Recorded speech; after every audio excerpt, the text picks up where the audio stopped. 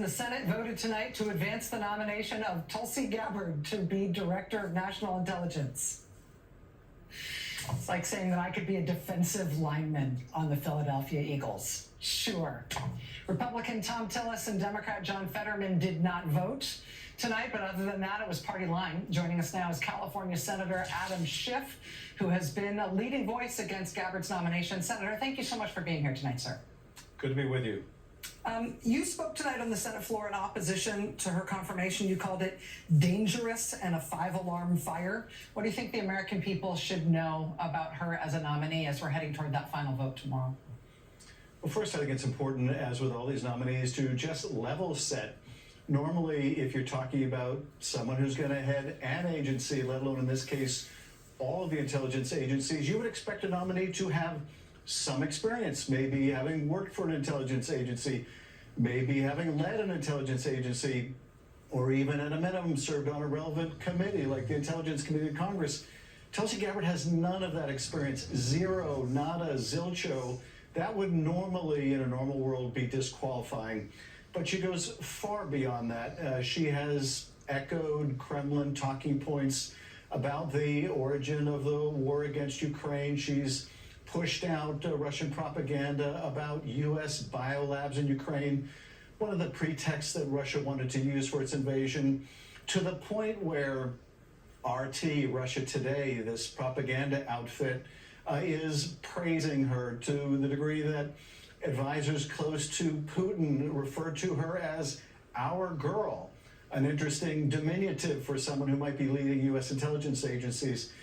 This is someone who met with Bashar al-Assad, came back, had, wonderful things to say about how he wanted to get across the impression that he wouldn't engage in terrible things against his own people, when our own intelligence agencies were saying he has gassed his own people. So hard to imagine someone more disqualified from running those agencies.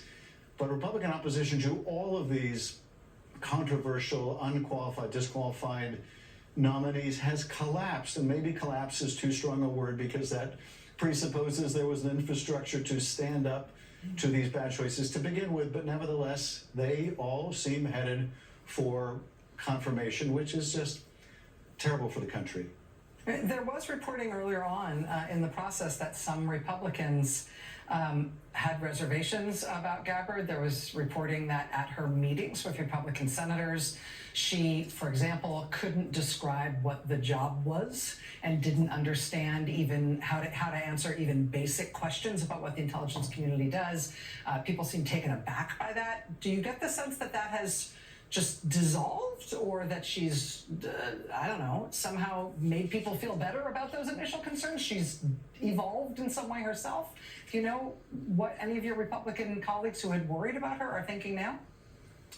I don't think the concerns about her have dissolved, as you put it. I don't think that she has satisfied their concerns.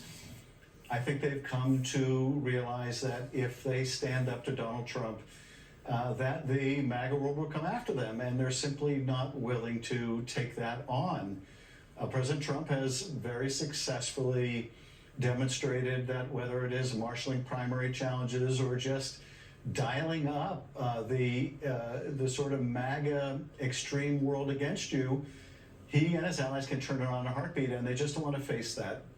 But, we're going to have to live with these nominees for a long time. There'll be no hiding from what they do. Those who vote for these nominees are going to take ownership of everything they do, whether it's Tulsi Gabbard or RFK or Kash Patel or Pam Bondi or any of these people.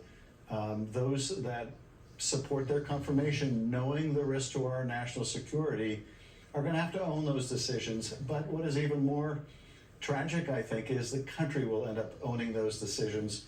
And whether that's in the form of allies not willing to share intelligence with us because they don't trust Tulsi Gabbard any more than many members of Congress, or whether that means that people leave the FBI because Kash Patel is driving them out and they don't want to be part of a political vendetta. It's all going to undermine our national security, our homeland security, and it's the American people who will suffer. Senator Adam Schiff, thank you for being here tonight, sir. I appreciate it. Thank you. We'll be right back.